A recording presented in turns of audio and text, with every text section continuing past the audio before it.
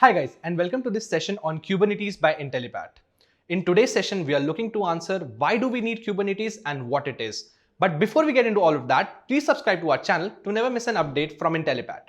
Now let's talk about today's agenda. We'll start today's session by talking about what is Kubernetes along with its feature. Moving on, we'll talk about the architecture of Kubernetes and how it works. Then we'll answer what is Kubernetes Objects and YAML files with the help of creating YAML files, and we'll show you how it's done. And then finally, we'll wrap today's session up by talking about few additional concepts like annotations, field selectors, labels, matches, etc. Also guys, we do provide end-to-end certification training on Kubernetes. So if you are interested, please check out the course details given in the description below. Now let's get into the session.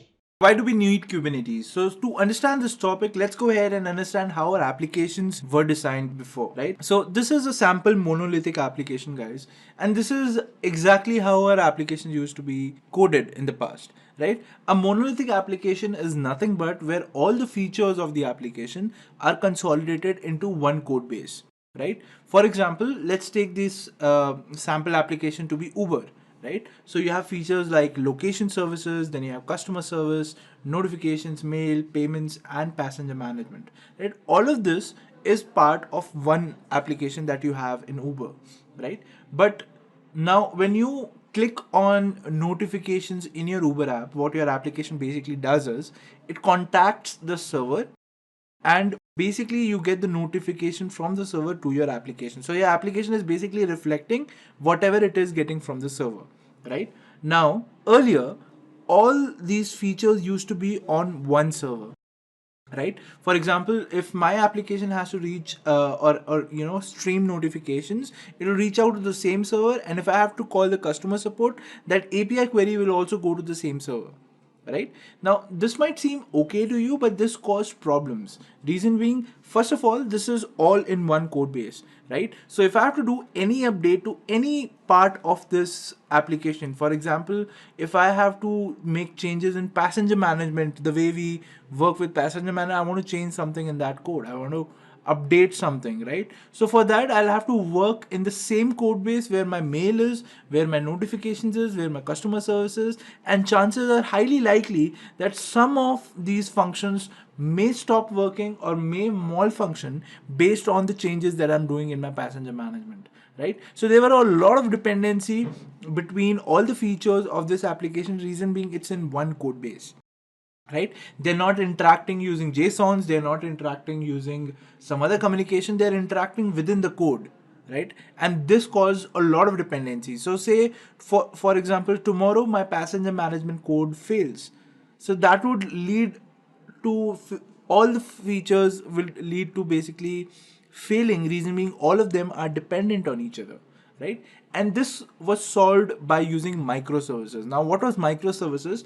In microservices, we basically decided that all the features should have different code base and should be deployed separately. Now my customer service is deployed separately, it's in a separate code base.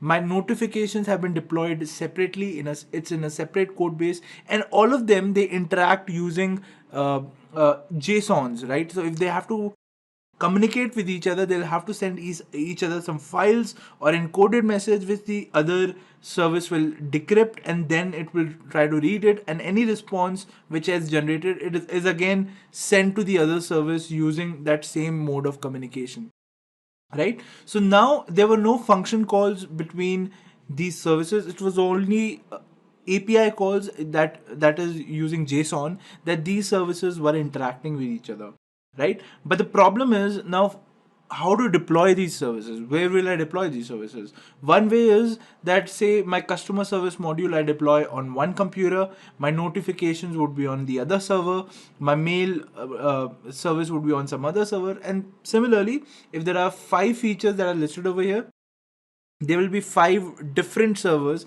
which will be serving each services request. It sounds cool, it sounds very distributed also, but when it comes to scaling, it becomes a problem. Reason being that my customer service, the customer service module might not require that much of power that is there in one server, right? But still my customer service module is occupying the whole server and I cannot deploy anything over there. So downscaling it became a problem, right? Just a quick info guys, we do provide end-to-end certification training on Kubernetes. So if you are interested, please check out the course details given in the description below. Now let's get back to the session. Upscaling is no issue. You can also upscale it, but upscaling would also cause the same problem. That is, say, your server is able to handle 10 replicas of your customer service uh, module, or say, let's your customer service module is being bombarded with requests and it peaks your CPU to say around 85 to 90% of its usage. Now what will you do? If you have deployed this application on some cloud, your cloud will basically deploy one more server which will have exactly the same service, and now the request will be divided between the two servers, right? But again, the problem is that on the second server, because just the customer service your module is running, it might not be able to utilize the full server, right? It will always be underutilized. So this was a problem that we had to solve, and we solved it using Docker. Now, how did we solve it using Docker? Now, Docker gives you a separate environment, right? So we deployed services on different servers because we wanted them to be totally independent of each other. They should not have any dependency on the other features environment, right? So what we did, we all Dockerized these services, and now all these services could exist on a single computer, right? But at the same time feel that as if they are on different computers. So your application in that case will only be down when your computer or your server as a whole fails, right? Still your applications are independent of each other.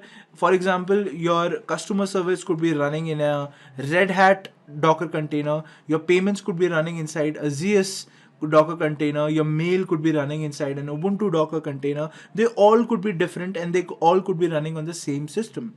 So this solved the problem of underutilization or scaling, right? So upscaling is also okay. So if I feel that passenger management is being overutilized and it's causing a spike in my CPU, what I can do is I can probably deploy one more instance of passenger management, or one more container of passenger management, and the request will then be routed between the two.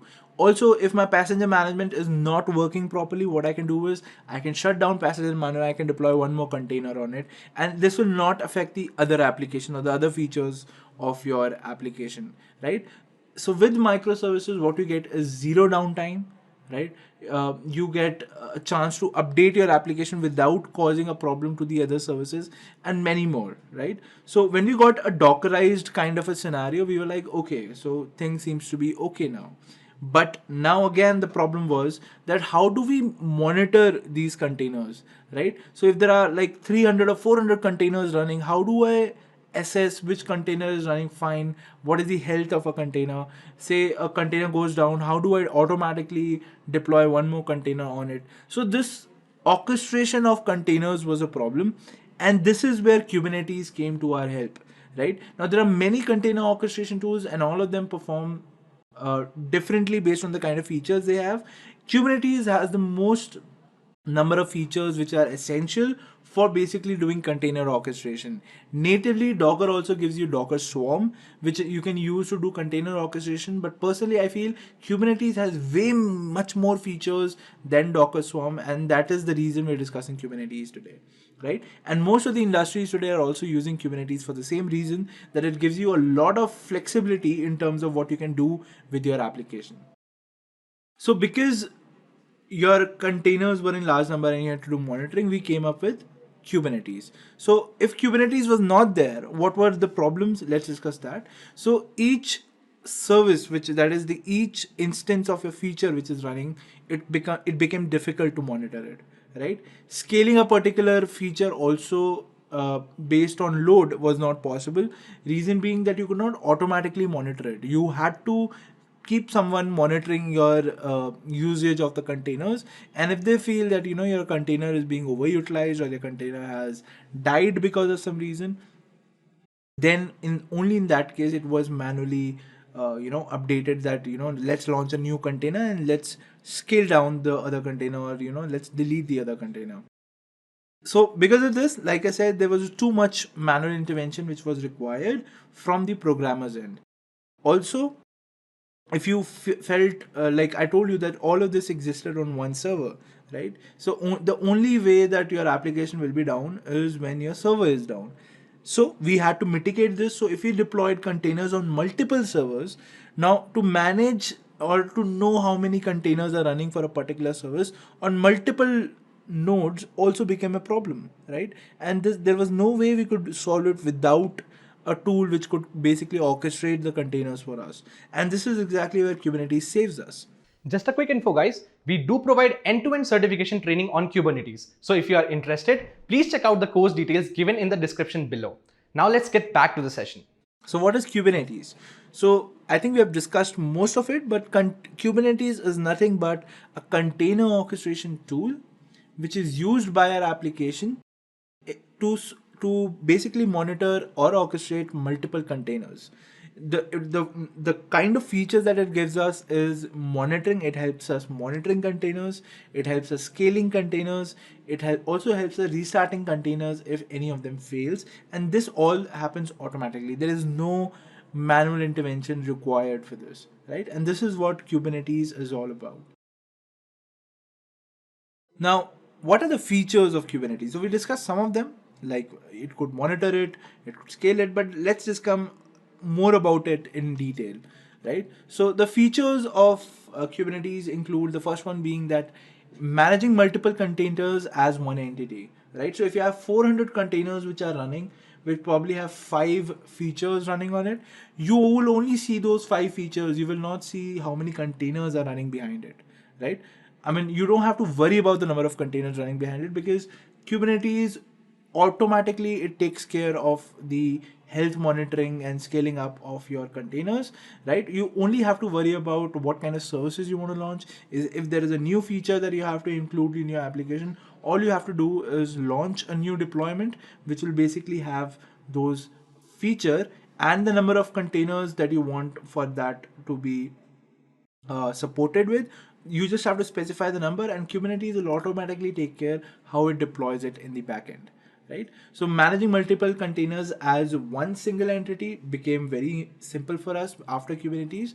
Resource usage monitoring was also solved by Kubernetes. So with Kubernetes, what you can do is for every container which is running, you can basically define how much of your computer resources it is going to utilize, right? And the moment the container utilizes more resources, what Kubernetes does is it deploys a new container, right? And that is how it basically does resource usage monitoring. Then we have networking. So networking is a fantastic feature in Kubernetes wherein all the containers which are deployed on the Kubernetes cluster basically can interact with each other as if they were on one system. But they could be on 100 nodes or 200 nodes or 300 nodes, but still they can interact with each other irrespective of the fact that where they exist on the cluster. So that is also a fantastic feature. Then we have something called as rolling update. So if you want to update your application, you have the option of doing a blue-green deployment using the rolling update feature. Then we have something called as load balancing, right? So all your containers, if there are multiple replicas of the containers which are running inside your cluster, you can automatically load balance among these containers based on the request, right? That is also a feature which is there in Kubernetes. You have health checks, right? So health checks basically means if your container is not running as it was supposed to run, or say it is down, or the service itself is down, Kubernetes will take care to redeploy the container so that your service is always up, right? So you will never notice any downtime when your container is running inside Kubernetes until and unless there's some problem in the code, right? If your code runs fine, everything is going to run fine in Kubernetes. Moving forward, now let's discuss about how Kubernetes actually works, right? So Kubernetes, like I said, it's basically a cluster. So you have a master and then you have several nodes inside the master, right? The job of the master is basically to schedule containers on the nodes which are under it, right? Monitor the nodes, monitor the containers which are running inside each node, and also keep a track of the logs of what operations are being performed on each container, right? So basically the master plays an important role here of monitoring everything, of scheduling everything, while the workers or the nodes do the job of processing with whatever is required in your application. If it's processing, if it's sending API calls, it could be anything, and that is handled by the nodes. But Kubernetes is running on both the master and the node, right? And basically it's the same software running everywhere, and they can interact with each other as if they were one whole system, right? Just a quick info, guys. We do provide end-to-end certification training on Kubernetes. So if you are interested, please check out the course details given in the description below. Now let's get back to the session. It is also very easy to add more nodes to the cluster, to an existing cluster. It can be done in a jiffy. All you have to do is just, there is one command that the master gives you once when it's initialized. Just save that command, and whenever you want to attach a new node to the cluster, all you have to do is first install Kubernetes on it and then run that command, and your node will automatically get joined with your Kubernetes master. Right? So this is how Kubernetes actually works from the outside. So let us begin with Kubernetes architecture. So basically Kubernetes follows a client server architecture. So basically there's a client, there's a server, you send a request to the server and it replies back, something like that. So along the ways, it follows a similar architecture to that. In this Kubernetes architecture, we have a master installed on one of the systems, and there are a lot of different slaves, as you can call them, or different nodes which are on the separate systems, and these are connected. So there's one master which controls everything, and there are a lot of slaves to it or different nodes to it which are created on different separate Linux machines. So as you can, if you remember in our installation, when we tried using the AWS console, so what we did was we had multiple instances, out of which one we had as a master and rest of them we attached them with the token as a slave. So that's how the architecture is, and you can see the overall architecture here in this picture. So there is this one master node right here. Now master has different components to it. If you look at it, this is a worker node, this is another worker node, and here you can see a master node has an API server, a kubectl. A kubectl is basically a command line interface, which we'll be discussing on later. And there's an API server. So as a master, it has to host, so it has an API server there. And then there is a scheduler which can schedule different jobs, and there is a controller manager. So there are a lot of different things which can be controlled, which have a controller manager, which makes sure that certain things are created and maintained, if you will, for their requirement. And there is etcd, which is another part of the master component. And then in the worker node side, you can see there's a kubelet, there's a kube proxy, there are different pods, and then there is on above it, it's a Docker, but you can have any other containerization platform. If you have, you can create containers through that. You can use that as well. And then there is the internet. So we'll be hitting each of these individually one by one. So if you are starting off, so let's start off with the master. So we saw there was etcd, there was an API server, there's a kube controller manager, there's a scheduler, and there's a cloud controller manager. So we'll hit all of these one by one now. So basically etcd is something that stores configuration information, which can be used by each of the nodes in the cluster. It is a highly available key value store which can be distributed among multiple nodes. Also etcd, the job of it is has to store all the configuration and the specifications, and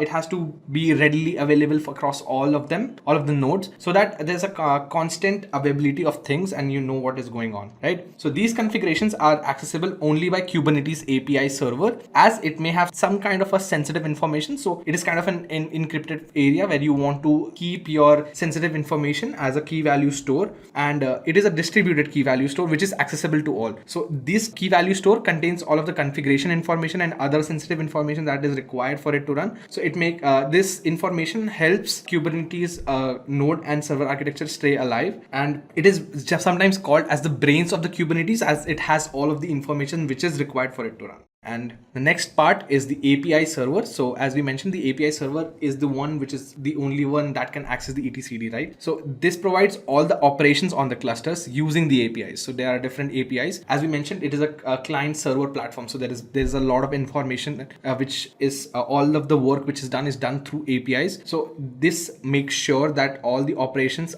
which are done on the clusters are done using the APIs. API server implements an interface, which means different tools, libraries can can readily communicate with it. So it is a very key part of the architecture. And then there is a kubeconfig package along with the server side tools that can be used for communication. So what it basically does, that kubeconfig thing, is basically exposes the Kubernetes API. By exposing, I mean there are some things which stay internal and some things that you expose which is publicly available that you can see from the outside. So the kubeconfig package lets you expose your API so that others can reach it from the outside, right? So Kube API server is designed to scale horizontally. That is, you can scale more and more by deploying more and more instances. So if you want to scale the architecture, so in order to do that, you have to create multiple instances and divide your workload along it, and it scales horizontally. So it scales horizontally in that way. You can run multiple instances of a Kube API server and balance the traffic between those instances. So if you have multiple nodes, easily you can transfer the whatever the traffic that is coming on or whatever the request that the client is asking for, you can serve those by balancing those traffic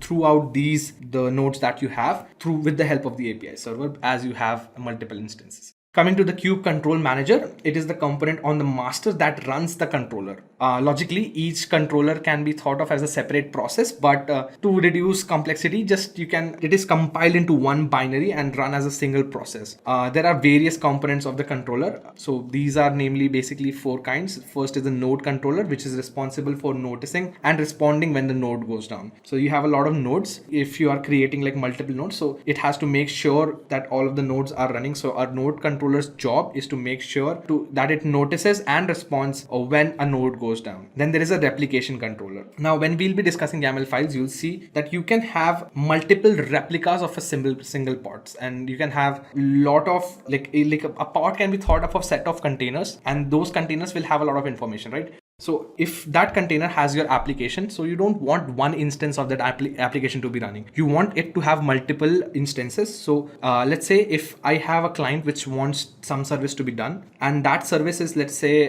image processing, and it converts image to black and white. It would be okay if I had only one customer. So now I have like 10,000s of customers, all of them requesting that their picture should be turned into black and white. But if you have only one instance, there will be a lot of traffic on it. So what you want to do is you want to have multiple replicas of the same pod. That is the pod which has the containers which basically turn the image to black and white. So what you want is multiple instances of that, so that each of them requests which are from your 10,000 clients can be served properly in a faster manner without having a downtime, and so that the traffic is also distributed. So the job of the replication controller is to make sure that if you define in your YAML file that I want, let's say, 10 replicas of this pod to be there, so it makes sure that there are always 10 replicas available, and if some replicas goes down or if it stops responding, its job is to recreate it. Okay. Then moving on, there are endpoint controllers which populates the endpoint objects. That is, it joins the services and the pods, and it's basically making sure that the different endpoints of your application is running and they are in constant connection with each other. Then there is a service account and token controller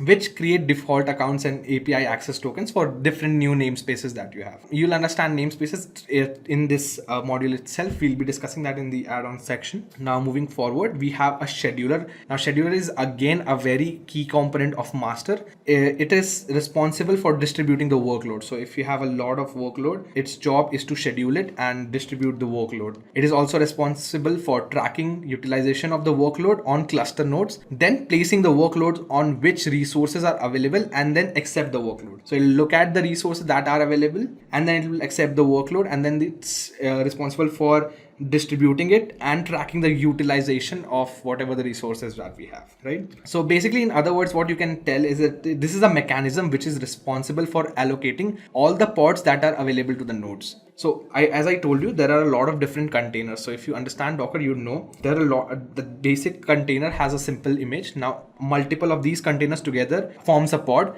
and this pod can be some kind of an application. So as I mentioned before, if we have multiple replicas of these pods, so there are a lot of replicas which can be deployed on a single node. And if one of the replicas is, let's say, busy or is down for some reason that it's facing some responsibilities, the scheduler is responsible for allocating these pods to different nodes and then making sure that if something is not working, then the work will be given to some other node. And that is the important part of the scheduler. Just a quick info, guys. We do provide end-to-end certification training on Kubernetes. So if you are interested, please check out the course details given in the description below.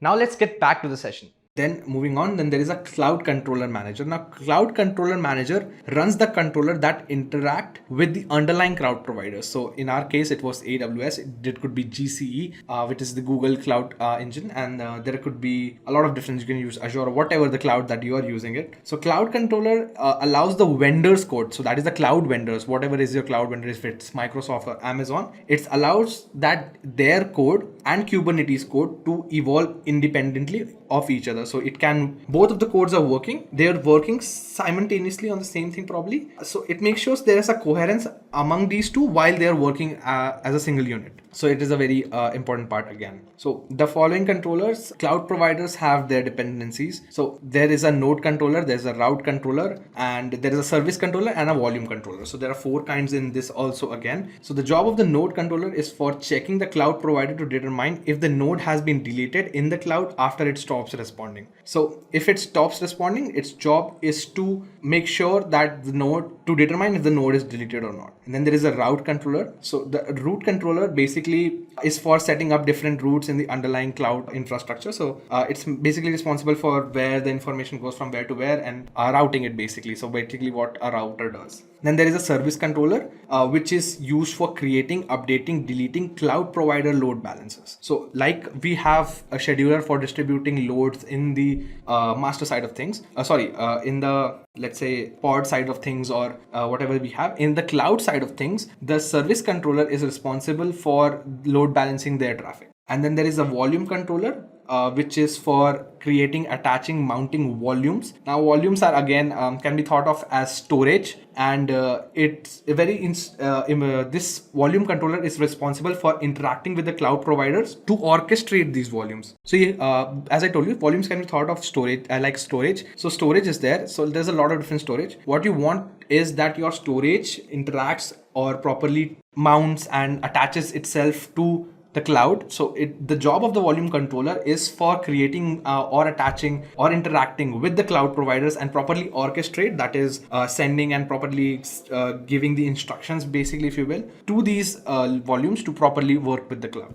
Then coming to the node side of things. So the Kubernetes nodes has 3 different parts. There's a container runtime, there's a kubelet service, and there is a Kubernetes proxy service. Now Kubernetes proxy service is another very key part of it. So let's discuss all of these one by one. Now let's touch upon the node side of things here. So the node architecture, as we saw earlier from the overall picture, contains of basically 3 major things. First is the container runtime, where we talk about different tools which are responsible for running your containers. Second one is the kubelet service, which is responsible for talking to etcd and the master and getting the information, which we'll discuss when we talk about kubelet service. And the final one is the Kubernetes proxy service, whose job is to make sure that some things are available to the external host without any hassle. So all of these things have been designed in such a way that it becomes a very hassle-free job when you're working with Kubernetes. So let's hit them one by one. So the first one on our hand is container runtime. So a container runtime is a software responsible for running the containers. And as I've mentioned earlier, that Kubernetes is a container orchestration tool. It is not something that creates the container. It is something that manages them. So you need to have a software that creates the containers. So that could be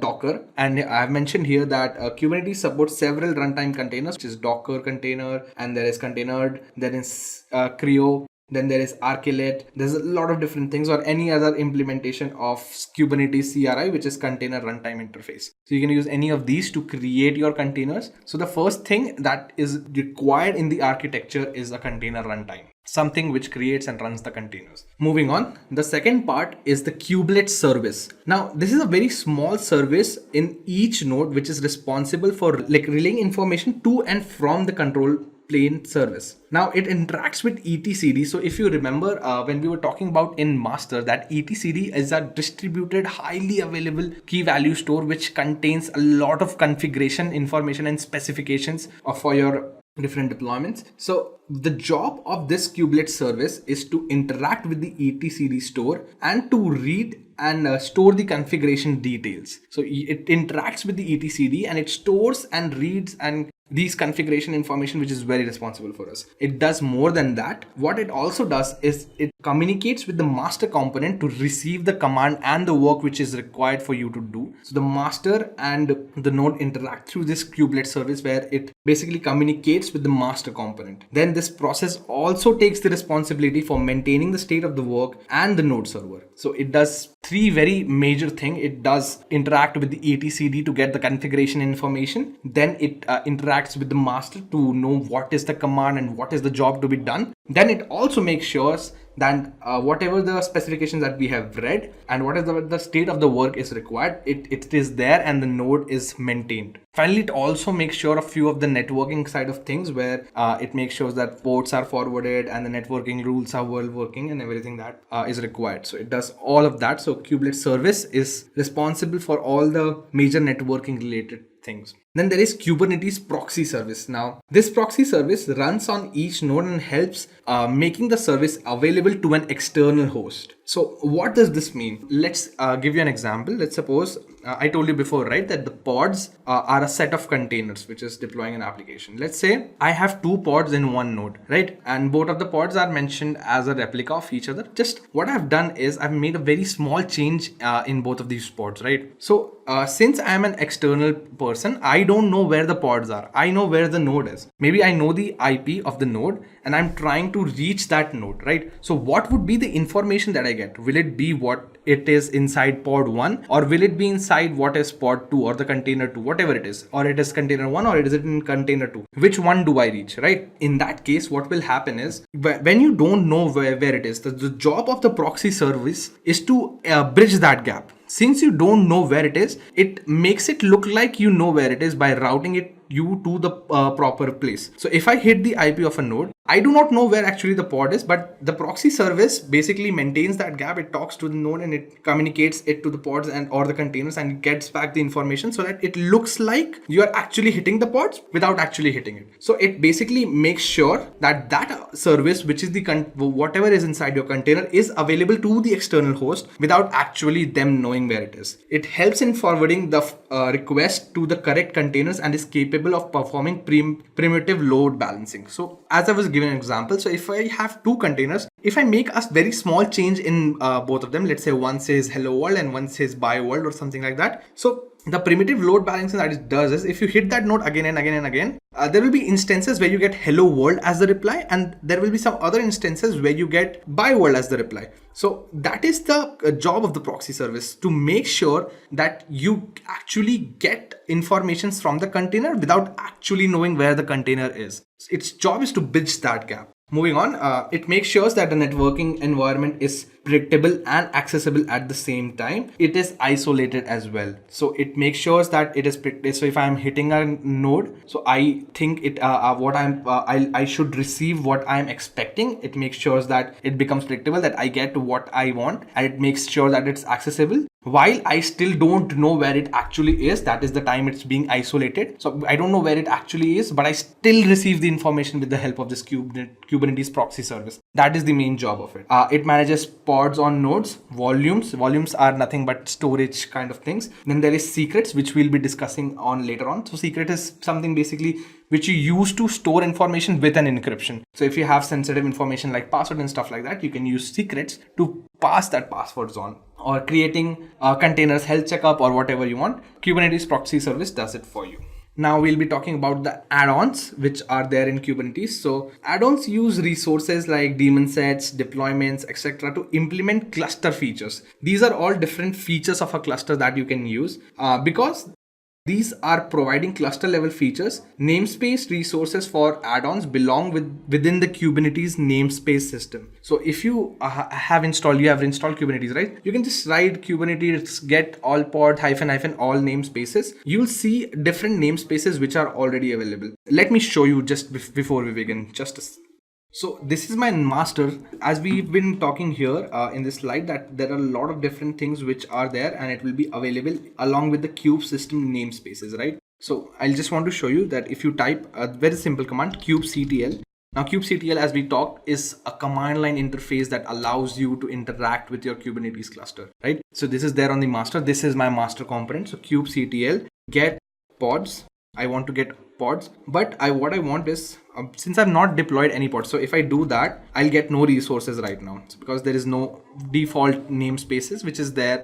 So what we want to do is we want to get all the namespaces. So we'll type kubectl get pods hyphen all hyphen namespaces. We'll discuss about namespaces later on. So what you basically want to know is, like, if there is we define resources in different namespaces where they work. So if you type kubectl get pods hyphen all namespaces, we will see currently all of the different pods that are running inside of Kubernetes, which are responsible for its running, right? So as soon as I've hit, as you can see, these are all kube system. The namespace here of everything is kube system. Now this has Calico kube controllers. Now Calico is our basically our network manager kind of thing. This we installed, if you have seen while we were installing it, there is an etcd IP, as you can see. There is Kube API server, then there is Calico Kube servers, there is Kube proxy servers, Kube scheduler, and everything. All of these information that we were discussing, core DNS and everything, you can see inside this is running, right? So let's get back to what we were talking about. So these are the different namespace resources. The add-ons belong within the kube system. So whatever the namespaces that add-ons that you will be adding, these all belong to the kube system namespace. As we saw, when we did all namespaces, we saw kube system, whatever namespaces it had. We did not add many add-ons in there, but there are a lot of different things still. So there is DNS. The DNS is a mandatory add-on. So in my, if you can see my terminal again, this kube DNS was already present in here. This, see, core DNS, this is still inside the kube system. The core DNS is already present. So DNS is a important mandatory add-on which is there, but along with that, there are a few other add-ons that you can use. There is a web UI dashboard. There is a container resource monitoring tool which you can use for monitoring how the status of your containers are right now. Then there is cluster level logging also. We'll talk about that, all of these in detail in the future modules, but we'll give you a zest of it now, because we'll show you even how to set up your web UI dashboard for Kubernetes. We'll even show you how to monitor these resources, which we'll be using for using Prometheus and Grafana, where Grafana is used for visualizing those information. There is cluster level logging. We'll show you all the logs and stuff as well in the hands-on in the future modules. But just now, we just need to give you a zest of things, so we'll explain it to you here. So starting off with the DNS. Now, cluster DNS is a DNS server in addition to other DNS servers in your environment, with server DNS records for Kubernetes service. Containers started by Kubernetes automatically include this DNS in their servers.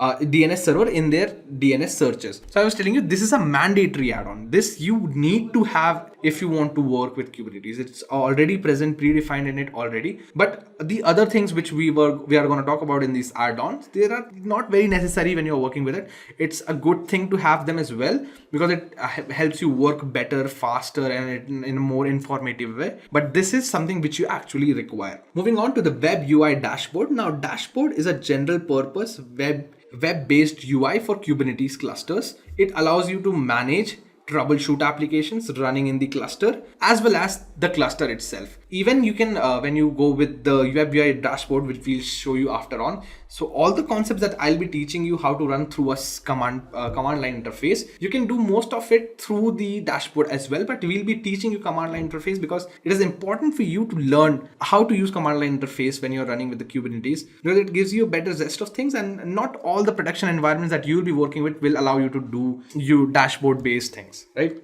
Moving ahead, there's a container monitoring resource.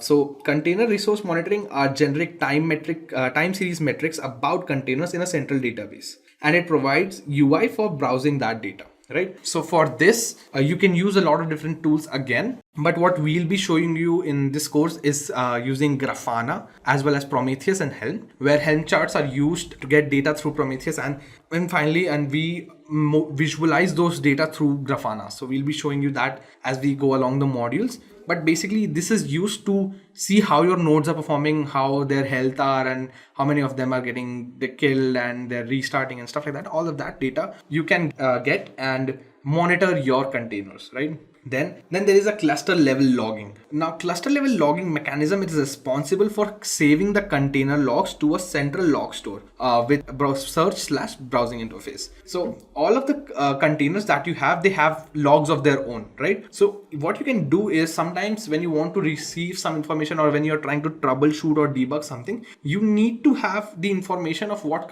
your container has been through. So cluster level logging mechanism is responsible for that. It stores all of the container logs to a central log store with search browsing interface. Now next is kubectl. Now kubectl I'd say is not just add-on, it is again a very mandatory add-on. It is a part of the master, if you will. It allows you to basically communicate or interact with the Kube API server and send commands to the master node. Each command is converted to an API call. As you saw in the example that I showed you, I had a command line interface that was my bash terminal, and there I typed kubectl get pods. Now that is a command. Now that command is turned into an API call, which is through the API server. It is sent to the nodes, and then according to the whatever the command is, there it reads the information and it gets back the whatever the information that they have to give on our command. Like if I give the command, so they have to give me the information regarding that command, right?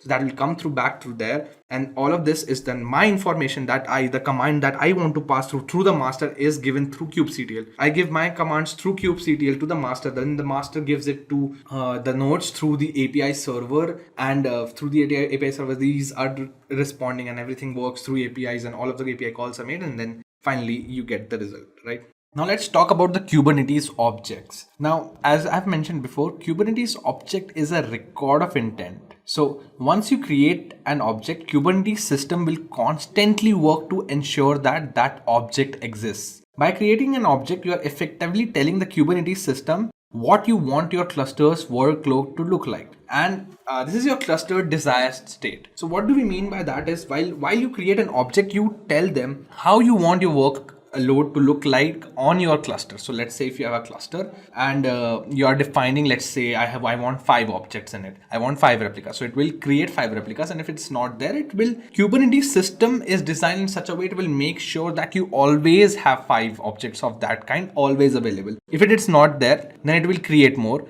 And if it is, if by mistake, let's say if there are more than the required state, then it will delete it. So whatever you define in your record of intent, that is your object. Kubernetes will make sure you have your desired state always maintained. To work with Kubernetes object, whether to create them, to modify them, or to delete them, you'll need to use the Kubernetes API. So as we mentioned before, this is a very client server based model where it works primarily on APIs. So you make an API calls through this command line interface, which is kubectl. So when you use the kubectl command line interface, the CLI or the command line interface, which is the kubectl, it makes all the necessary calls for you, all the necessary API calls. You just give it a command. It takes your commands and makes those API calls so that you get whatever you were expecting out of it. So that is the important part of it. Then every Kubernetes object includes 2 nested object fields that govern an object's configurations. First is the object spec, which is basically the specifications, you can say, but object spec, and then there is object status.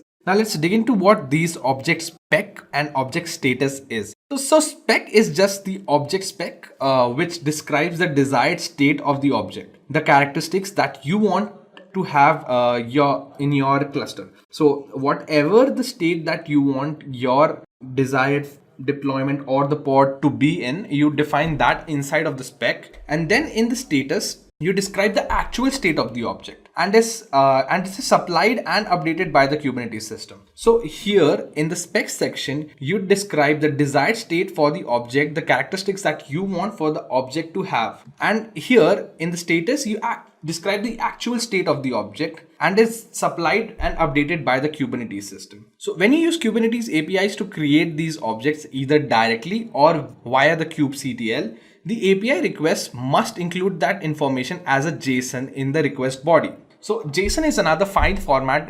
If you have worked with JSON or Node.js or something like that, you create this file, which basically looks like a key value store again. It is well defined and it's pretty readable and easy to understand. So whenever you are using an API request, that must contain the information as the JSON format. So most often you provide this information to kubectl in a YAML file. So this YAML file is very similar to a JSON file, and so it is very easy for kubectl to convert that YAML file into a JSON file while making those API requests. Now, as we've mentioned before, YAML file is a very, very, very important aspect when dealing with Kubernetes, because all of the things that you'll be defining inside of a YAML file. So it is very important to understand how to create a YAML file and to properly make those information and configurations inside of it so that your entire Kubernetes system runs properly, right? So that's why the next thing on our agenda is introduction to YAML. So we are getting more and more closer to the more interesting stuff. So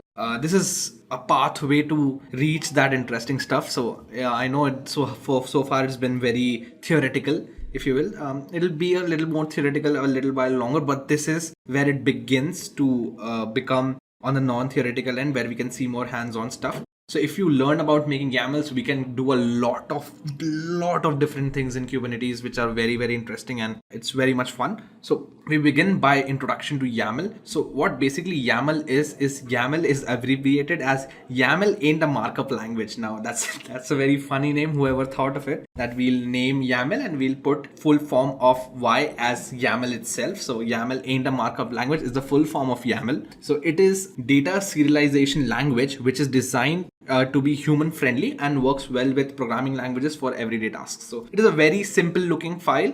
The only thing you need to take care of while working with YAML file is the indentation, because it takes indentation very seriously. By indentation, I mean the spaces that you provide between the two constraints that you have, or the list form of the objects file. We will be discussing that later in this section itself. So while creating that, just take care of the spaces. I mentioned it now just before starting it, because I make those mistakes all the time, and it says that something is missing and it's not properly configuring and something like that. So please take care of the spaces when you are working with the YAML files. Now YAML includes a markup language with important construct to distinguish data-oriented language with document markup language. So the design goals and features of YAML are very straightforward. So YAML data is portable between programming languages. So you can take a YAML file from here to there.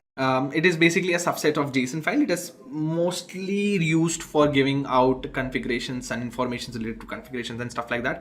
So it is a very portable kind of information that you can pass on between different programming languages. There is a very much ease of the implementation and usage. So it is very easy to type up. It's not that difficult. Only thing is that the spaces thing is very important to make sure of the spaces that you are using. For that, I would recommend you to use something like a Sublime Text or something where you can get the information in properly indented form where your data is going, instead of directly writing inside of, let's say if you use sudo nano and you try to write it inside of your bash terminal. Instead of that, I'd recommend you use Sublime and then copy paste it. I found it to be much better, but something suits some people, something suit the other people, right? Moving forward, it includes data consistent data model. So it has a data model which is very data consistent. So the way you write things is very consistent and you define things in a very particular way, and that's why it is very easily readable. So if you are a human, if I show you a YAML file right away, you'd be able to tell me what is going on inside it, probably, if you know a little bit here and there. So that is how we'll be learning to create a YAML file. Although when you're working with Kubernetes, there are a lot of different things that you need to learn to define a YAML file. We'll discuss that right now itself, and we'll give you a list of things as well, of the versions and stuff like that you need to keep in mind while creating a YAML file. So a different kind of data model works with different kinds of things. So let's say okay, we'll give you an example, then I'll show you. So YAML is a superset of a JSON file. As I mentioned earlier, this is very similar to the JSON file. So when you're making an API call, what you basically do is you have your configurations in your YAML file. So when it is making that API call, it will convert your YAML file to a JSON file, right? So there are two types of structure inside the YAML that you need to know. First is maps and second is the list. So there are two different kinds of structures that you need to know about, because that is how you define things. There are the maps and lists inside of it, right? So when we map a key to a value in YAML, it is termed as map. So if you have a key value pair, like let's say name, Intellipaat, course, Kubernetes. So this kind of thing is called mapping, where you have a key and you have a value. So you map your name as Intellipaat. So when I search for, let's say if I've created this YAML file and I have this as working, so if I just search for the name, it will give me, if I just, instead of writing name, instead of the names of the name section, if I just put Intellipaat, it will work for me. So because you have defined the name as Intellipaat. Then there is a list kind of things. Now list has an arguments inside of it. All of these arguments are started with a simple dash between them, and there is a space between the dash, which we have not mentioned here. So there is a kind of a gap between them while creating them. So as you can see an example here, the first is the argument. It asks you to sleep for 1000 seconds, and then you have the second argument, which is the message which you will be giving, which is Kubernetes test. So this is like a list format. So this is very different from the maps format, where you define something with the help of a key value pair. Inside of this, you can have multiple arguments in a list kind of manner, where it is a sequence of objects one after the other that you want to define, right? So that is how you define the list kind of things. So this is a sample YAML file. As you can see, version services, but this is not very helpful. So I will show you a real life deployment file of YAML, which we'll be using in the next module, but I'll show you right away so that you understand how important the YAML files are. So we'll switch to Sublime for a second, and so you can see I have a deployment of an Nginx here. So Nginx is basically something similar to Apache servers or Tomcat if you have used. So it helps you host things on localhost for exposure. So Nginx is that. As you can see, this is right here is key value pair, which is a map, right? I've defined a name, a key, and it has a value version 1. So while creating YAML files, you have to define the API version. Some will have apps v1, some will just have v1, some will have apps beta v1. I'll give you a list of things, because not all of these support, like this has the kind deployment. Since this is a deployment, I'm defining this as a deployment.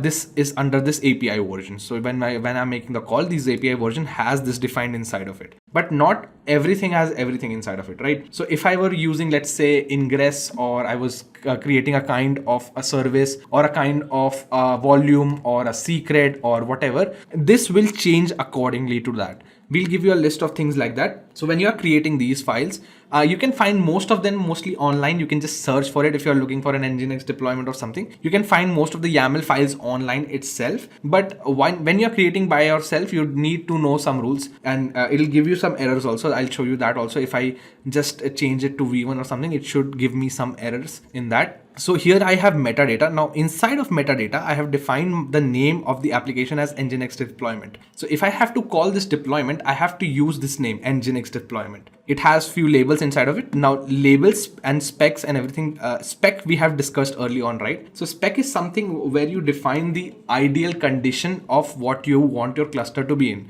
So the ideal position of this deployment is to have replicas 3. So I should have 3 pods which are running this deployment, which is the Nginx deployment, right? So this Nginx should run in 3 points, which is the 3 replicas in it. So I have a selector which matches the labels of app name as the Nginx. So if I'm looking for the app name, so here the app is the Nginx, then there is the template metadata, and then there is again, I have defined another specification where I have defined the containers and what image it is pulling. So this is pulling the image of Nginx 1.15.4. So 1.15.4, it is pulling that image. You can define different images that you have created in your Docker. So let's say if I had an image named as Intellipaat Rocks, so I can put that here, but with its version properly, then it will pull that image inside of that container, right? And the container port is just 80. So this is how we define a deployment or deployment YAML. So this is a YAML. I'll show you how it works also a little bit, but this is just don't take it for like that you don't understand what is going on. I'm just showing you how this YAML works. This is a deployment. We'll be covering deployments in the next future modules where we discuss it in further. This is just how you define a deployment. Now, why I was saying that you can use something like a Sublime text is because of this line. You see this line right here. It contains 2 spaces between it. So every time you have something lining on and two spaces you want, you can do it like that. So while defining a YAML file, you need to put 2 spaces between anything which is defined inside of something. So inside of metadata, I have 2 different things, right? All of these inside the metadata will be separated between 2 spaces. So if I put backspace, this is 1 and 2, right? 1, 2. 2 spaces should be there. Similarly here, this is also inside 2 spaces. Now this is 2 spaces inside of this. So while I'm defining anything inside of anything, it should be separated with 2 spaces. And when you're defining something with like a hyphen, like an argument, then it has to be 1 space. See, 1, that's it, right? So inside of an argument, between a dash and the whatever the argument that you are defining, there should be 1 space. And in the mapping, while you are mapping, you need 2 spaces. in there, and you should keep a space between the key value pair. So here there will be a space. So that is something you need to take care of while defining this. I'll copy this entirely. I'll show you how it works just for the sake of it. So we'll go to our, so here I'll write nano, which is create to open a file. So nano, this is my deployment one, so I'll name it as dp1.yaml, right? Inside of here, I want to paste the details of this particular YAML file. So I'll just copy it. So I'd recommend you to make something like a YAML file right here when you're typing. Just make sure of the spaces. It is very important. Now we'll go to our back here, paste it, and then we'll have a look at it. And then we'll just Control X and exit. So we'll look at it once again. So see, the spaces has been made properly. The image is defined. The container post is defined. Everything is working. So my YAML file is now created. Now you can just type kubectl create -f. Now the name of the file, which is dep1.yaml. Now what I'm expecting here is, since the kind is deployment, it should say that this deployment was created. So let's hit enter and see what happens. And you can see the apps nginx.deployment was created. Now if I do kubectl get pods, now I have a deployment. I should get, since I mentioned 3 replicas here, I should get 3 pods, right?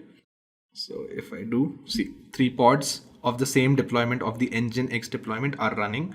Each of these are running. You can use kubectl describe pods to see in further details about the pods.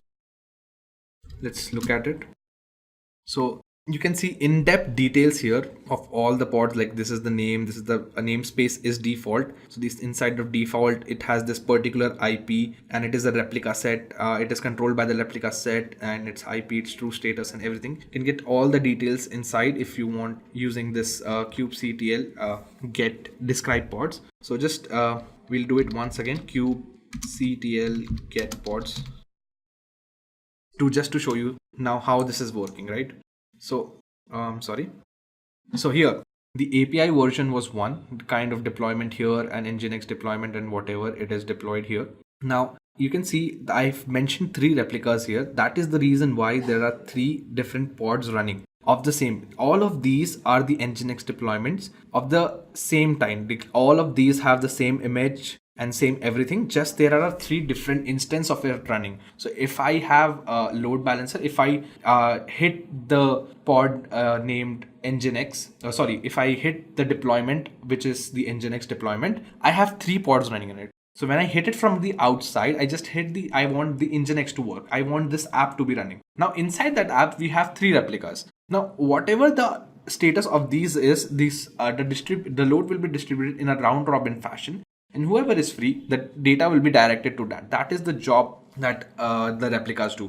It helps you balance the load out. You have different replicas which are running constantly. Now, what I want to show you all is, like I was saying you that the API versions, if it is not perfectly defined, that will create a different problem. So what we'll do is we'll create another deployment file, and that should not work. So what we'll do is we'll just change this to v1, okay, and just copy it entirely, and we'll create another nano file.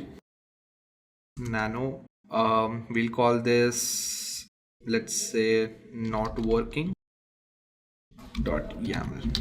This should not be working, right? We'll just paste it. We'll Control S to save it, Control X to exit. Then we'll create the same kubectl create -f, name of the file which is not working .yaml. Now this should not work. See, unable to recognize the YAML file, not working YAML, no matches for the kind deployment in v1. So this is the very important part. Let me just this is the no matches for the kind deployment in version 1. So there is no API version named version v1 which has the kind deployment specified in it. So this is very important to match the APIs with the kind and whatever the data inside of it is. If these two are not matching, your deployment will not work, or whatever it is, your service or whatever you are trying to deploy will not work. You need to have proper API versions so that you have a proper kind of thing that is working. every different thing is defined under certain things. So you have to get that spot on in order to work. That's why the original part was working, because it was apps/v1. If we just nano it, not working.yaml, if I just write again, it was apps/v1, right? Apps/v1 or app/v1. I think it was app. And then we try again to create this file. Okay, it was probably apps. We'll change it to apps. Or we can just check it out from the previous YAML file. Oh, the Nginx deployment already exists. Now, the name of the container. So while creating this deployment, the problem is I have already specified this name, Nginx deployment. So there cannot be two different deployments with the same name, right? So if I call a deployment, if I'm just like, if I type kubectl get deployment, and then I mention the deployment name, which is Nginx deployment, then I'm specifying a name of a deployment, and it shows me the details of that deployment, that it has 3 different pods which are running inside of it. All of them are up to date and all of them are available, and they have been created 5 minutes 34 seconds ago. The problem with creating not working YAML here is it has the same name. So you cannot have 2 different things being called from the same name, right? If I have 2 different services which have the same name, how will my system know which service to respond to? That is why your YAML file is very important. You have to define everything properly in here. So that's why we made that mistake. Now we'll go back to the nano not working.yaml. We'll just change it a little bit. Instead of Nginx deployment, we'll name it Nginx test, right? You can name it whatever you want here, and then we'll come back here. And now we'll try to deploy this YAML file again. Now you can see this is created. And now if I do kubectl get pods, I will have 6 different pods, right? Kubectl get pods. It will show me 6 different pods. 3 of the type test, because I have 3 replicas here, and 3 of the type Nginx deployment. Now what I can do here is I can change the number of replicas, and the replicas which we'll be creating will be different here. So we'll do that as well. We'll go to nano again. We have to create another one, right? So we'll copy this. We'll just copy this again. We'll create another deployment, and we'll call this just not.yaml because I don't want to type.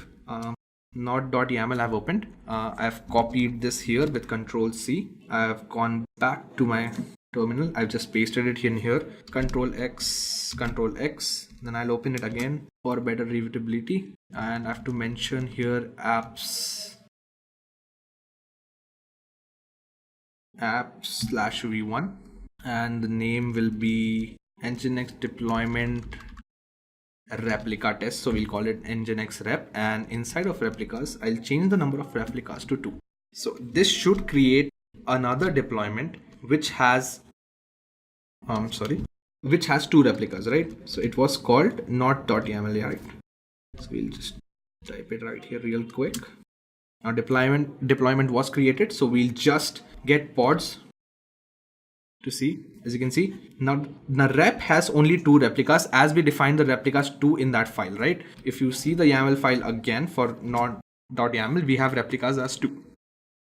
That is the reason why it has 2 replicas here. So you can see how important YAML is while creating anything inside of it. Although we have not learned about deployments and stuff like that here, but I wanted to show you the importance of YAML files so that when I am working in future on different YAML files, you create those YAML files with me. You type those out, even though I would be copy pasting just to save time, because if I type everything and go about it, it will take a lot of time for me to explain and a lot of time for you to watch. You can just see it and start typing so that you get better hands-on on it. Also, you can either just go and copy paste. It's your wish, totally up to you, but I'd recommend you to type it out a couple of times, right? Okay, then now we can go back and move on to our next section. So there are a few additional concepts that I wanted to cover before we move on to the more interesting side of things, that is performing the hands-on. Even in YAML I said that, but I did show you a little bit of what you can do with the Kubernetes, right? So moving on, we'll be covering few concepts here so that you get a better understanding of things, and in the next module we'll be hitting the dime. Okay, so there are a few additional concepts that we must touch upon before we get into the depth of Kubernetes, namely name. namespaces, labels and selectors. If you remember, inside of the YAML file, we saw the labels as well as the selectors in there. There are some field selectors and there are some annotations that you should know about, right? So let's begin. With name, each object in your cluster has a name that is unique for that type of resource. Every Kubernetes object also has a UID that is unique across the whole whole cluster. So if you remember, we were using the name as deployment, and I showed you this in the hands-on section. So when we tried to make two things with the same name, it said like you cannot make it as Nginx deployment already existed. And when we changed the name of that, it started working again. So name is what you give to the each object in your cluster. So my deployment had the name Nginx, and it can have multiple replicas of it. It will have an extended name which will be different, but all of that will be inside of Nginx deployment, right? So that is the name. So if you create a similar deployment with the same name, it will not work for you. Then only one of the object of a given kind can have a given name at a time. So this is what I've been mentioning. I showed you last time around that you cannot do this. However, if you delete an object, you can make a new object with the same name. So if I had to delete that Nginx deployment, I could have deleted that and created a new Nginx deployment with the same name, maybe with multiple replicas or something. So a Kubernetes resource can have names up to 253 character long. So you can have up to 203 characters, but you generally don't use that much. You can use proper names for it. And then moving on, every object created over the whole lifetime of a Kubernetes cluster has a distinct UID. Now, this is a very important thing because it is intended to distinguish between the historical occurrences of similar entities. So let's say we created, I told you we can create, we deleted that Nginx object, right? So we could have created a new Nginx object with multiple replicas. Now, instead of 3, I would have 5 replicas. Now, what is to say how that was different from the original one? So here is when UID comes into the picture. Even though you can create new objects with the same name if you have deleted the old object before, but it will have a distinct UID. The UIDs will be different for both of these to have a distinguishing factor between the historical occurrences which in between the two objects that we created, right? Then next is the namespaces. Now, if you remember, while we were working with YAML files as well as when we started with talking about the namespaces. So I told you kubectl get pods -- all namespaces. Inside of that, you had different namespaces inside of it. So there's a kube system, then there is a default namespace. So we can just see that quickly right here, real quick. We'll just type kubectl. So let's really quickly have a look at it. So we'll type kubectl get pods -- all - namespaces, right? If I do that, and you can see this is the namespace, right? So inside you'll have a default namespace and under which my Nginx deployment and all of the deployments that I made during that YAML file introduction, these are inside the namespace which is default. And then there is kube system namespace, inside of which there are pre-created pods in there, right? So these are all the pods which are running inside of different namespaces. Now, this is done because the namespace are the ways to divide cluster resource between multiple clusters, and Kubernetes supports multiple virtual clusters backed by the same physical cluster. These virtual clusters are known as namespaces. So physically we have a lot of clusters, but behind that also we have virtual clusters, and namespaces are a way to define those clusters. So inside one namespace, which is default, I deployed all of my deployments which I created. They go under the namespace default. Then there are few pods which are already running inside of kube - system. That is another namespace. If I define more namespaces, I will have more namespaces described inside of it, right? So namespaces are intended for use in environments with many users spread across multiple teams or multiple projects. For clusters with few to tens of users, you should not think about creating a namespace because it's not that important. But if you have a giant team, let's say 100 people are working on the same thing, then that is the point you will be needing to define the namespaces, because it is good for creating that differentiation between the virtual clusters, right? Then namespaces provide a scope for names. Name of the resources need to be unique within a namespace. As we were saying, the names that we defined inside of a namespace, two things cannot have the same name, right? But across namespaces, you can have different names. So what we meant here is the name of the resources need to be unique within a namespace, but not across namespaces. I can have Nginx deployment, only one kind of Nginx deployment in the namespace default. Let's say if I had to create another Nginx deployment with the same name, the one way I can do that is either I have to delete the old object and create a new one in the same namespace, or I can change the namespace and create it somewhere else. That is the way it can work. Namespaces cannot be nested inside one another, and each Kubernetes resource can only be in one namespace. So that is another very important fact. Then coming on to labels and selectors. Labels are key value pairs that are attached to objects such as pods. So while creating the YAML file, you must have seen that I've shown you the labels and selectors inside of the file. We can have a quick glance at it real quickly. Right here, you can see labels, and this is the selectors and match labels we have mentioned here. So this is, you generally define it for a pod. So the replicas are defined for my pods right here, right? So coming back to the slides. So this is generally created for things such as pods, and these are intended to specify the identifying attributes of an object that are meaningful and relevant to the users, but do not directly imply semantics to the core system. So it is usually for identification purposes, and these are the identities, these values which we are identifying are mostly, let's say, these are mostly concerned with the user. Like the users are concerned with these, not necessarily that it impacts the system in any way or impacts the semantics of the system in any way. So unlike names and UIDs, labels do not provide uniqueness whatsoever. In general, we may expect many objects to carry the same labels. You can define labels inside of metadata as labels like this.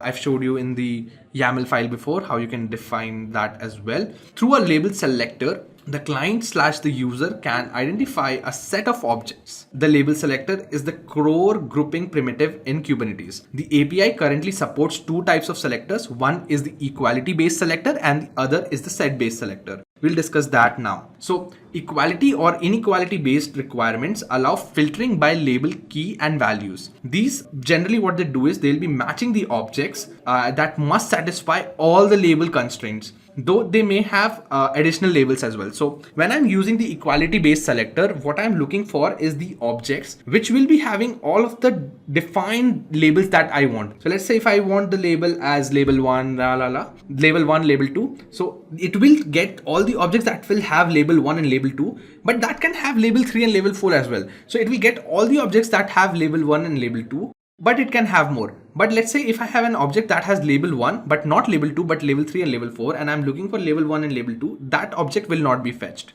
It will only fetch those objects which have label 1 and label 2.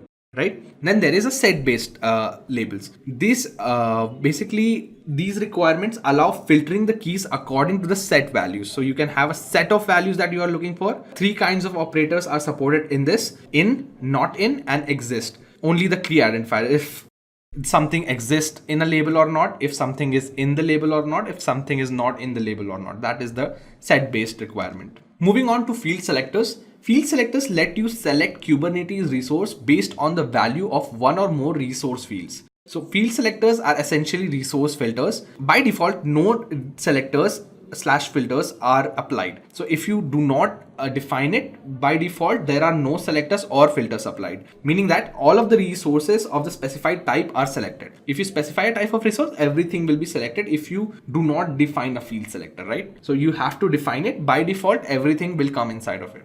Finally, the last concept on our hand here is annotations. Now, annotations are not used to identify or select objects as labels do, as I mentioned earlier. But annotations can be used to define metadata. So it can be large or small, it can be structured or unstructured, and CAD includes characters that are not permitted by labels. General use of annotations is to define the build release or something like that. You can have this information somewhere in the backend directory, you can refetch, but some people choose to define these metadata in the form of annotations. So that is the actual use of the annotations. Now let's go ahead and do some hands-on to see how actually we can implement what we just learned.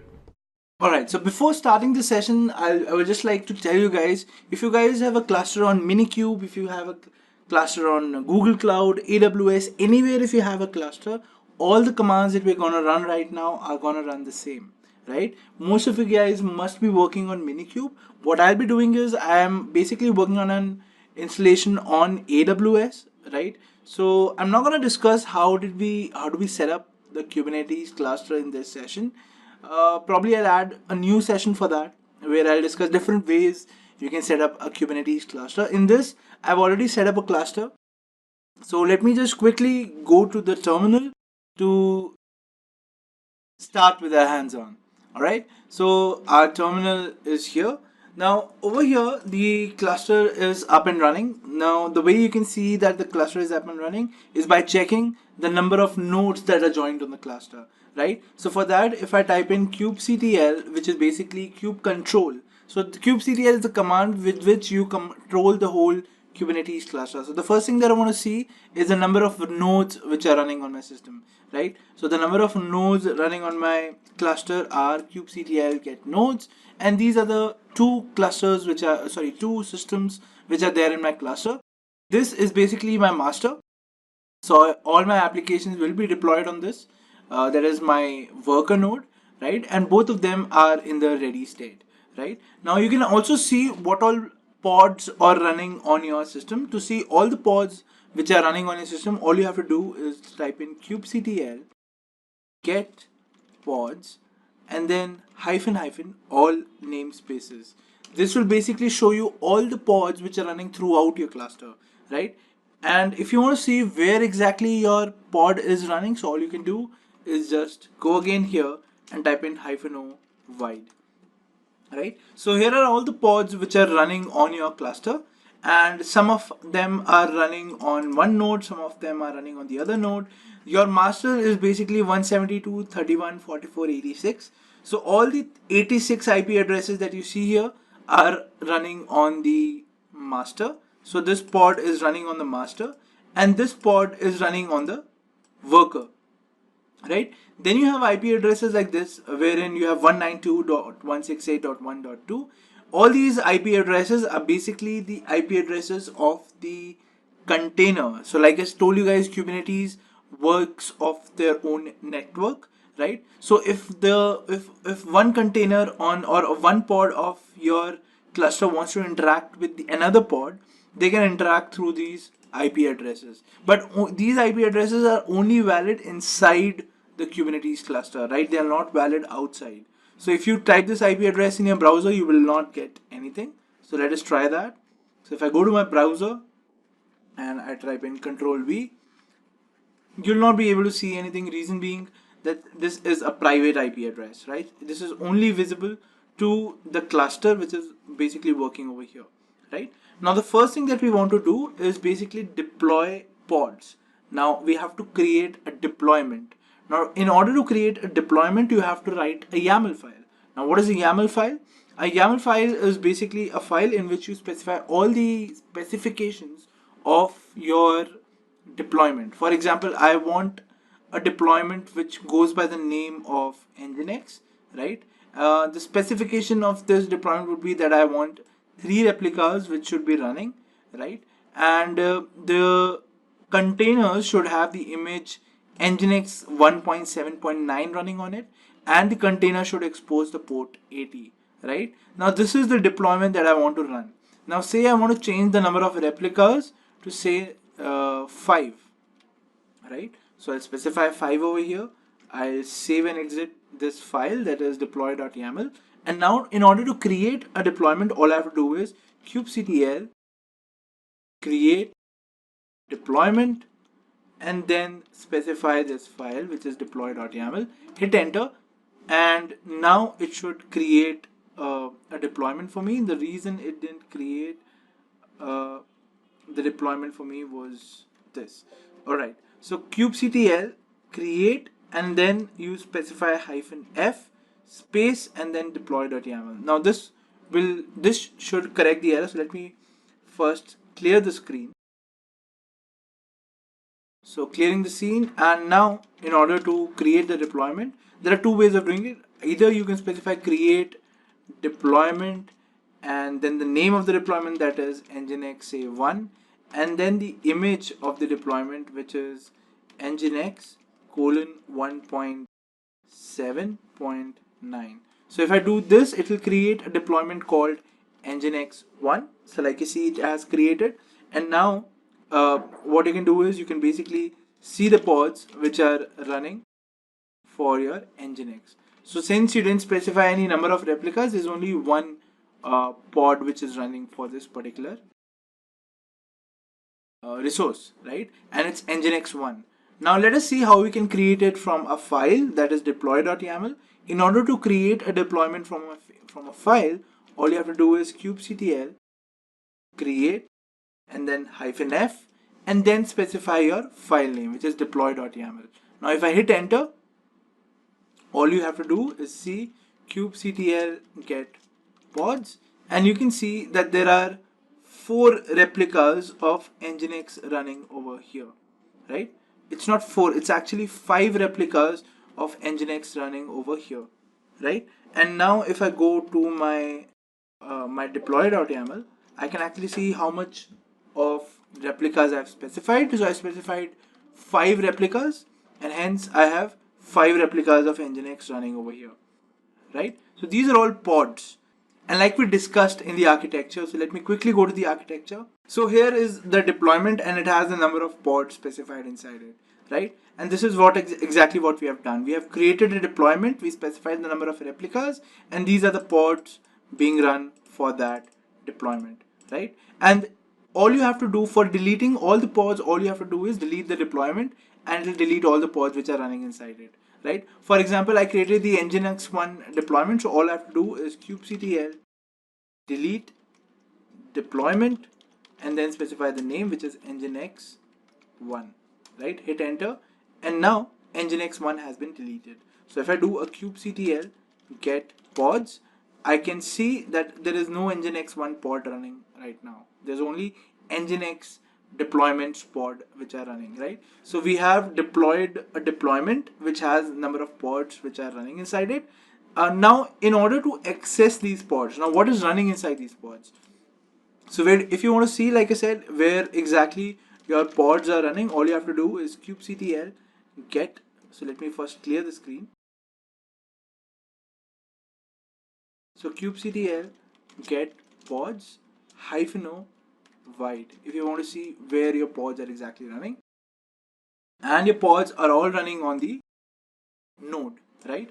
So this is the IP address of your master, which is 172.31.44.86, and all your pods are running basically on the client, that is on the worker node, which have the address 172.31.38.140, right? Now you can check if these pods are running as containers on your worker by going over here. This is my worker, right? So if I specify, say, docker ps, I can see that these are all the containers which are running right now, and all these containers are basically the containers which are running inside this pod with the system containers which are running for Kubernetes, right? So my pods are now running on my worker. The next thing that I want to do is being able to access these pods. So if I go to these IP addresses, I'll be able to access these specific pods, right? But only inside the cluster. For example, if I type it in the browser, I'll not be able to see anything. Let's try that. So if I go to my browser and I type this IP address, obviously I can't see anything, right? But if I type the same IP address over here, I'd be able to get what is there inside the pod, which is basically my nginx file, right? So I am able to access the pods on the cluster. Now I want to access it outside. Now for that, what we discussed in our diagram was we need a service. We need a service in order for us to basically interact with the pods. Now let's create a service.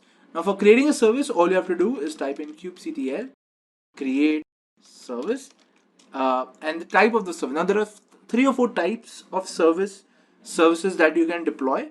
Right now we have to deploy a service called nodeport. Okay, what all different type of services are there? We're going to discuss this in our coming sessions. Right now, let's just focus on creating a service which is of type nodeport, right? Once you've specified the type nodeport, the next thing that you have to do is specify the name of the service. And remember guys, the name of the service should always be the same as that of your deployment, right? So for our case, our deployment's name was nginx. We'll specify that. And now let's go ahead and specify the ports where your service should basically point on, right? So the 80 port of your service should basically point on 80 port of your pods, because when you created the deployment, you specified that 80 port of the pod should be exposed, right? So you specify 80:80, Why 80? Because Nginx works on port 80, right? You specify this, you hit enter, and now your service has been created, right? So to see your service, all you have to do is kubectl get service, you enter, and now you can see that a service has been created, which is of the type node port and is available on this particular port. Okay, so node port basically means that a port will be opened on the master and on basically on the cluster, and using this port you can access your pods, right? So if I copy this port, and now basically what I want to do is go to my master's IP address, which is this, and then open a new tab. Now specify the port, which is 31827 31827. I specify this, and now all I have to do is hit enter. So the moment I hit enter, I can now see my Nginx image, which basically means my service is working correctly. It is basically pointing to my pods. My request is being load balanced among all the pods which are running. So there are basically 5 pods which are running. So my request is being load balanced among these 5 pods. Okay, so now let us check if it's actually the service which is load balancing it. So let us try deleting the service. So kubectl delete service, and then specify the service name, which is Nginx. Hit enter, and now if I go over here and try to enter, I will not be able to access it. So let me just copy this once more and open it in a new tab.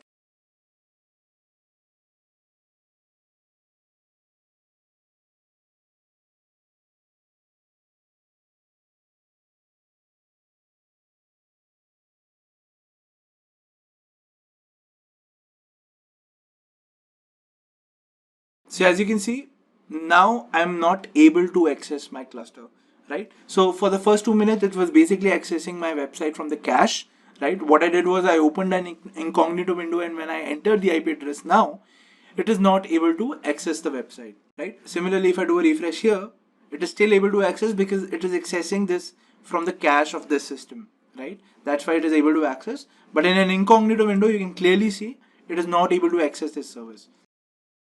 Okay, now again if I create a service, it will be able to access. So kubectl create service, which is Nginx, and the type of the service is node port, right?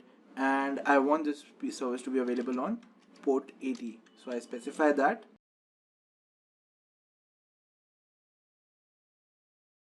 Okay, so it has been created, and if I do a kubectl get service now, I can see that this is the port it is available on.